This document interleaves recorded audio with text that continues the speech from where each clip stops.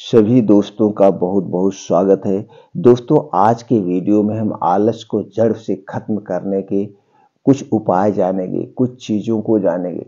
दोस्तों, उसके पहले हमें जानना होगा आलस हमें आती क्यों है। आप अक्सर सुबह सो के उठते हैं, आपके पैर में दर्द होता है, जोड़ों में दर्द होता है, कमर में दर्द होता है और स्ट्रेस बना रहता है। कुछ काम करने की इच्छा नहीं होती है। आप सीढ़ियाँ चढ़ते हैं तो भी हांफा आ जाता है, थोड़ा सा काम करते हैं हांफा आ जाता है। इसके पीछे का क्या कारण है? दोस्तों, आज हम इस पे प्रकाश डालेंगे और मित्रों, विश्वास मानिए, जो जानकारी आज आपको प्राप्त होगी, ये जानकारी अपना करके आप अपने शरीर को रोग मुक्त भी बना सकते हैं। उसके साथ साथ दोस्तों, आप अपने शरीर को ताकतवर भी बना सकते हैं। आपके अंदर की स्टिकना पावर बरकरार रहेगी। बुढ़ापा आने के जो लक्षण है वो लक्षण मिट जाएंगे। बालों का झड़ना, बालों का पकना, ये भी रुक जाएगा। अगर आपके आंख में चश्मा लगा हुआ है तो धीरे धीरे दोस्तों चश्मे का नंबर कम हो जाएगा। ऐसी कुछ जानकारी आज आपको इस वीडियो में मिलने वाली है।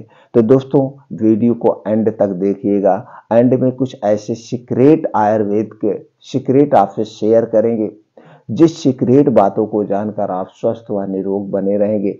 तो दोस्तों, इस पूरे वीडियो को देखने के बाद अगर ये वीडियो आपको अच्छी लगे, अपने यार दोस्त मित्रों के साथ जरूर शेयर करिएगा। वीडियो को लाइक करना मत भूलिएगा। चलिए मित्रों, जानते हैं सबसे पहले आलस आने के कारण को। आलस क्यों आता है?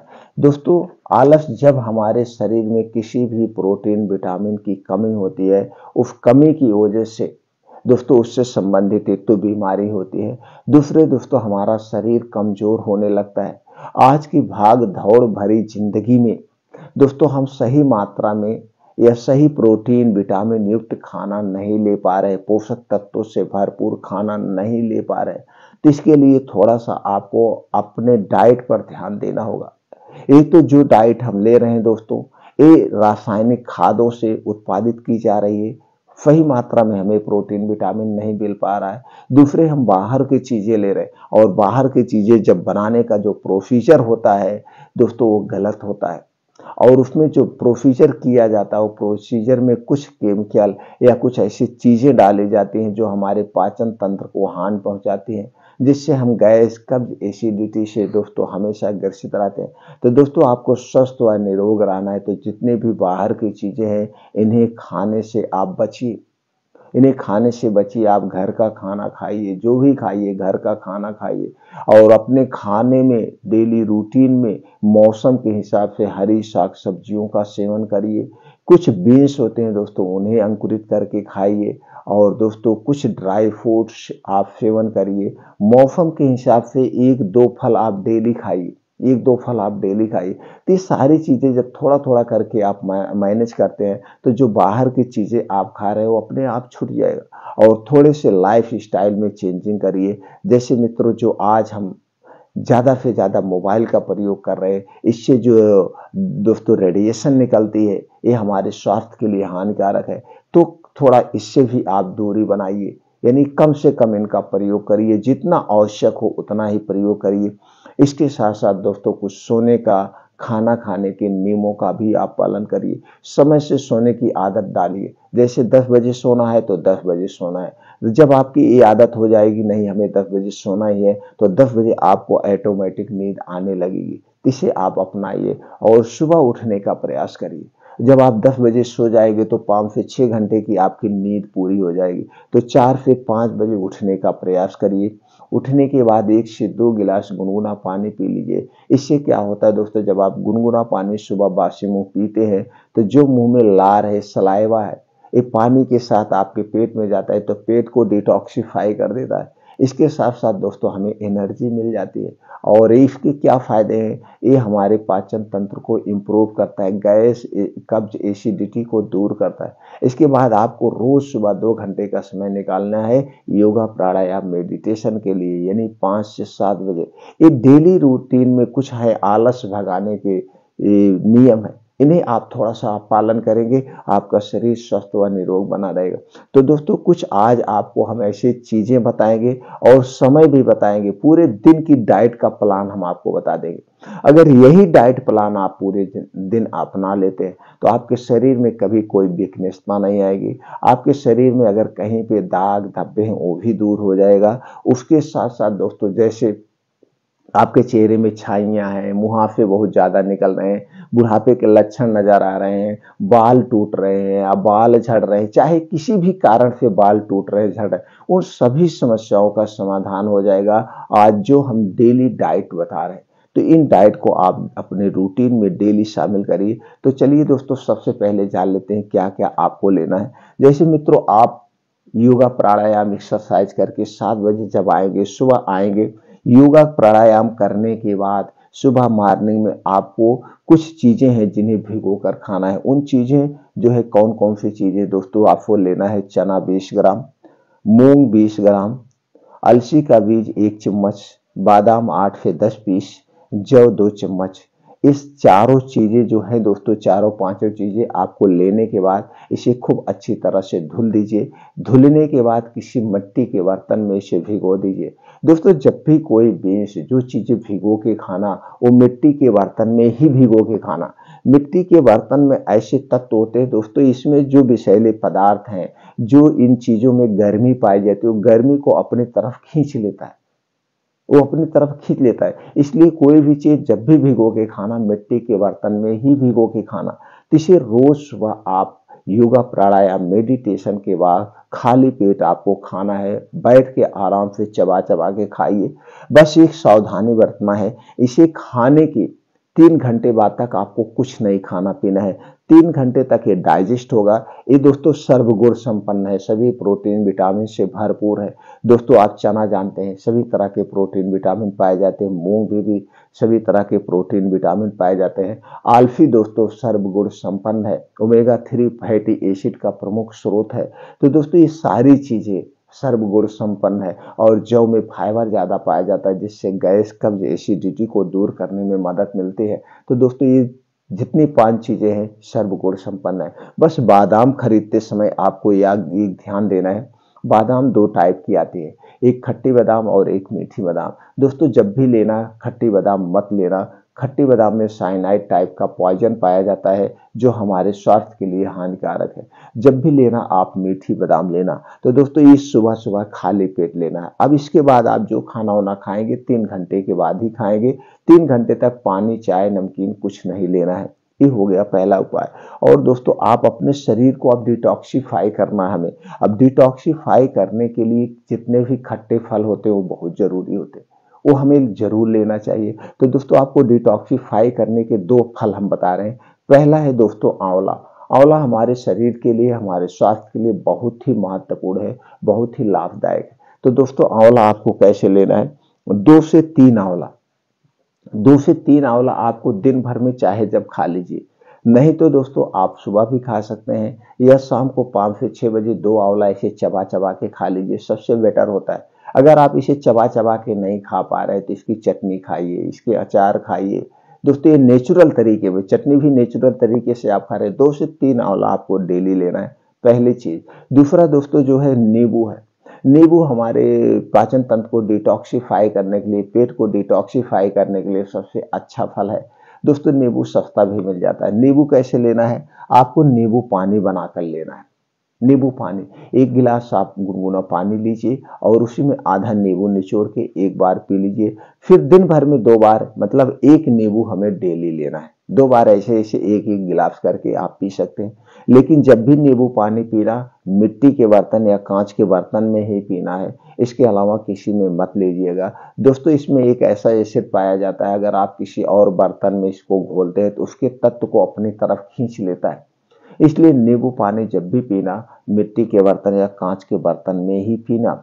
अब दोस्तों ये हो गया डिटॉक्सिफाई करने के लिए। मान लीजिए कभी भूल चूक से जो आप बिस्किट खा लेते हैं, नमकीन खा लेते हैं, बाहर की चाय खा लेते हैं, आइसक्रीम खा लेते हैं, तो दोस्तों उसको ये दूर कर देगा। डिटॉक्सिफाई कर देगा आपके शरीर को। इसलिए हमें नींबू या आंवले का सेवन जरूर करना चाहिए। अब दोपहर में दोस्तों आप रोज लीजिए 2 चीजें, ये 2 चीजें सर्वगुण संपन्न है। पहली चीज गाजर है। गाजर दोस्तों प्रोटीन का खजाना है, हमारे पाचन तंत्र को इम्प्रूव करता है, इसके साथ साथ हमारे शरीर में सभी पोषक तत्वों की पूर्ति करता है। और दोस्तों इसके साथ जो चुकंदर मिल जाएगा, तो दोस्तों चुकंदर आयरन का खजाना है। न तो आपके शरीर में कभी प्रोटीन विटामिन की कमी होगी और ना आपके शरीर में कभी खून की कमी होगी, और ये दोनों चीजें दोस्तों सबसे सस्ती है।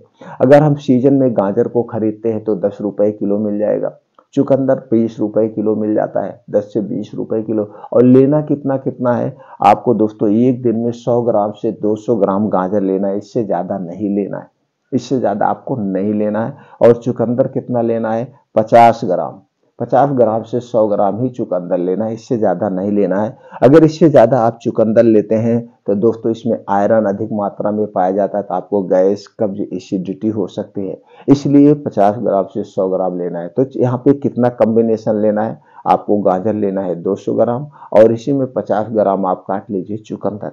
इस दोनों को ऐसे सलाद के तौर पे खा सकते हैं, या दोस्तों इन दोनों का आप जूस निकाल लीजिए। इसे आप रोज दोपहर में, दिन में ही लेना, जब लेना इसे दिन में लेना, रात में नहीं लेना है। तो दिन में एक बार इस दोनों का सेवन करिए दोस्तों, आपके शरीर में कभी खून की कमी नहीं होगी, ना तो किसी प्रोटीन विटामिन की कमी होगी। सबसे अच्छा, सबसे सस्ता है।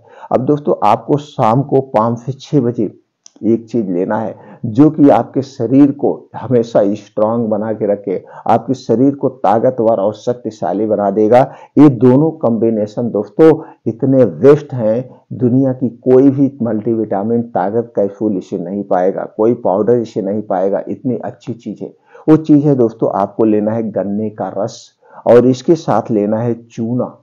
यही जो पान में चूना खाया जाता है दोस्तों, कैल्शियम का प्रमुख स्रोत है। कभी भी आपके शरीर में कैल्शियम की कमी नहीं होगी। और गन्ने का रस दोस्तों आयरन का प्रमुख स्रोत है, कभी भी आपके शरीर में खून की कमी नहीं होने देगा। इसके साथ साथ इसमें और सारे प्रोटीन से विटामिन पाए जाते हैं। तो दोस्तों इसे कब लेना है, शाम को 5 से 6 बजे। आप देखते होंगे शाम को 5 से 6 बजे आपको भूख लगती है, उस समय आपको कुछ ना कुछ खाने की इच्छा करती है, तो आप क्या खाते हैं उस समय, या तो कहीं दोस्तों आप चाय, पकौड़ी, नमकीन कुछ ना कुछ खाते रहते हैं। तो उसी समय आपको इसे पीना है। तो कितना लेना है, 1 गिलास गन्ने का रस आपको लेना है और उसी में 1 ग्राम चूना, यानी कि 1 गेहूं के बराबर चूने को मिला करके इसी रस को रोज पीना है। कितने दिन तक पीना है, आप चाहे तो इसे पूरे लाइफ टाइम पी सकते हैं, नहीं तो 3 महीना पीजिए, 3 महीने के बाद 15-20 दिन स्किप कर दीजिए, फिर 15-20 दिन के बाद फिर आप 3 महीना पीजिए। मतलब 3 महीने का आप कोर्स करिए, 3 महीने के बाद कुछ दिन छोड़ के फिर 3 महीने का आप कोर्स किया करिए दोस्तों। लेकिन एक ध्यान देना है, जिसे कभी पथरी की शिकायत हुई हो या जिसके कभी पथरी का ऑपरेशन हुआ हो, पथरी वाले लोगों को चूना नहीं खाना है। जिसको पथरी की प्रॉब्लम है उन्हें चूना नहीं लेना है। यार पथरी की कहीं पे भी प्रॉब्लम है, गाल ब्लेडर, किडनी स्टोन, कहीं पे भी अगर पथरी की शिकायत है तो दोस्तों चूना आपको नहीं लेना है, चूना आपसे परहेज करना चाहिए। तो दोस्तों आपने देखा ये 4 चीजें हैं, 4 उपाय है। अगर ये 4 उपाय आप फॉलो करते हैं डेली रूटीन में दोस्तों, आपके शरीर में कभी कमजोरी नहीं आएगी, ना तो बालों को झड़ना, बालों को पकना, जितनी भी समस्याएं हैं सारी समस्या का समाधान हो जाएगा। एकदम सटीक और सबसे अच्छा सेफ चीजें है, इन्हें आप अपना सकते हैं दोस्तों। हमारी जानकारी जो भी आपने सुनी, इस जानकारी को बैठ करके 5 मिनट इस पे मंथन करिए। और आपने YouTube पे बहुत सारी जानकारी भी सुनी होगी, वीडियो भी आपने देखा होगा, सुना होगा। तो उस वीडियो से और हमारे वीडियो से आप दोनों जानकारी को कंपैरिजन करिए और खुद आपके सामने सच्चाई आ जाएगी। तो दोस्तों उम्मीद करते हैं कि वीडियो आपको अच्छा लगा होगा। और दोस्तों आपको हमेशा स्वस्थ व निरोग रहना है, तो आपके शरीर में जो 3 दोष पाया जाता है, वात दोष, पित्त दोष और कफ दोष, इसे कभी बढ़ने मत देना। वात, पित्त, कफ को बढ़ाने वाली जो चीजें उन्हें कभी मत खाना। जब हमारे शरीर का वात, पित्त, कफ बढ़ता है तभी हमारे शरीर में कोई भी बीमारी प्रवेश करती है, अन्यथा प्रवेश नहीं करती है। तो वात, पित्त, कफ क्या है, वात, पित्त, कफ अगर बढ़ा हुआ है तो इसके लक्षण क्या है, और वात, पित्त, कफ बढ़ने पर क्या हमें नहीं खाना चाहिए, इससे संबंधित दोस्तों बहुत सारे वीडियो चैनल पर पड़ी हुई है, आप देख सकते हैं। ये पहला हो गया। दूसरी तरफ आप अपने शरीर की सुरक्षा करिए, जैसे हमने बताया ये मल्टीविटामिन चीजें खा करके, अच्छी अच्छी चीजें खा के, ये हो गया। तीसरा कारण है जो हमारा शरीर बीमार होता है दोस्तों, हमारी लाइफ स्टाइल। तो कुछ लाइफ स्टाइल को चेंज करिए, सोने का समय निर्धारित करिए, जागने का समय निर्धारित करिए और अपने डेली रूटीन में दोस्तों 2 घंटे का आप समय निकालिए। ये 2 घंटे का समय कौन है? सुबह 5 बजे से 7 बजे। ये 5 से 7 बजे दोस्तों आप योगा, प्राणायाम, मेडिटेशन करना है। कैसे दोस्तों? 5 से 6 किलोमीटर का डेली मॉर्निंग वॉक करिए। चाहे आप 15 साल के हैं, चाहे आप 25 साल के हैं, अपने शरीर को एक्टिव रखिए, एक्टिव रखिए। अब आप इसे कितनी देर में कवर करेंगे? आधे घंटे में कवर करने का प्रयास करिए दोस्तों। जब इसे 5 से 6 किलोमीटर को आधे घंटे में कवर करने का प्रयास करेंगे तो आप देखेंगे दौड़ भी लगाना पड़ सकता है, तेज भी चलना पड़ सकता है, जिसके कारण जो आपके हार्ट बीट है नॉर्मल से 10 गुना तेज काम करेगी और उतने तेज हमारे शरीर में ब्लड फ्लो होगा। जब हमारे शरीर में बहुत तेज ब्लड फ्लो होगा तो दोस्तों शरीर में गर्मी होगा, पसीना होगा और ये पसीने के माध्यम से हमारे शरीर के विषैले पदार्थ बाहर हो जाते। अब जब आपका मॉर्निंग वॉक जो करना है, इसके लिए एक उचित स्थान चुनिए। उचित स्थान कौन सा है? जहाँ पे मिट्टी हो, हरी घास हो। जब मिट्टी और हरी घास पर मॉर्निंग वॉक आप करते हैं तो दोस्तों उसके अलग ही बेनिफिट है। अब जब मिट्टी पे मॉर्निंग वॉक करेंगे, छोटे छोटे कंकड़ होते हैं आपके पैर में चुभते हैं, एक कुप्रेशर का काम करता है, इसके अलग ही बेनिफिट है। दूसरी तरफ दोस्तों जब नंगे पांव आप हरी घास पर मॉर्निंग वॉक करते हैं तो दोस्तों ओस की बूंदें आपके पैर में लगती है, इससे आंखों की रोशनी तेज होती है। अब ये करने के बाद आपको 2 योगा जरूर करना है। पहला अनुलोम विलोम, दूसरा है कपालभाति। ये दोनों योगा 15-20 मिनट आप कम से कम करिए और लास्ट में दोस्तों 15 से 20 मिनट का आप मेडिटेशन करिए। इससे आपको अपने अंदर की शक्तियों को जागृत करते हैं और अगर जब आपके अंदर की शक्तियां जागृत होती दोस्तों खुद अपनी बीमारी को ठीक कर ले। दोस्तों ये नियम में संशोधन करिए, इस नियमों का पालन करिए। दोस्तों आपको ये वीडियो कैसे लगा हमें कमेंट सेक्शन में जरूर बताइए। फिर मिलते हैं अगले वीडियो में।